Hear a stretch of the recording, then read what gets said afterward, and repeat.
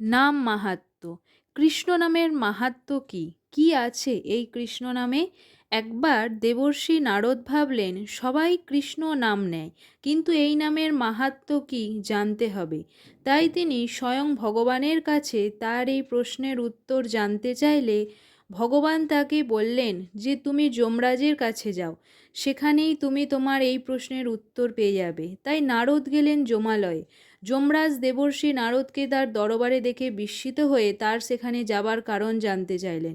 দেবর্ষি বললেন, হে রাজন, আমি আজ একটা প্রশ্নের উত্তর জানতে এসেছি। কৃপা করে আমাকে বলুন যে এই কৃষ্ণ নামের মাহাত্ম্য কি। যমরাজ দেবর্ষির এই প্রশ্নের উত্তর দিতে ব্যর্থ হলেন। তখন দেবর্ষি নারদ দূর থেকে ভেসে আসা ক্রন্দন ও করুণ আর্তনাদ শুনতে পেলেন।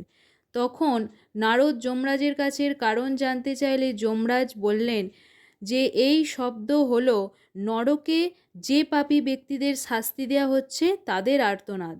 এই শুনে দেবর্ষি নারদ সেই স্থানে যাবার প্রার্থনা জানান।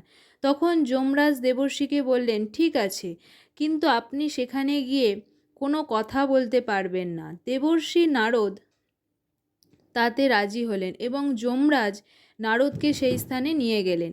সেখানে গিয়ে সেই সব পাপীদের ভয়ঙ্কর কষ্ট দেখে নারদ তখন হা কৃষ্ণ বলে ধ্বনি দিতে লাগলেন। আর এই ধ্বনি যখন পাপীদের কর্ণে প্রবেশ করেছে, ধীরে ধীরে সবাই মুক্ত হয়ে স্বর্গধামে চলে যাচ্ছে। এই হলো আমার কৃষ্ণ নামের মহিমা। কর্ণে প্রবেশ করা মাত্রই সবাই সর্বপাপ থেকে উদ্ধার হয়ে গেল। আর এই নাম স্মরণের মহিমা তো অপার। আসুন আমরা সবাই মিলে এই পবিত্র নাম স্মরণ করি। হরে কৃষ্ণ কৃষ্ণ কৃষ্ণ হরে হরে, হরে রাম রাম রাম হরে হরে। এই নামেই তো এই কলিযুগের মুক্তি। নমস্কার।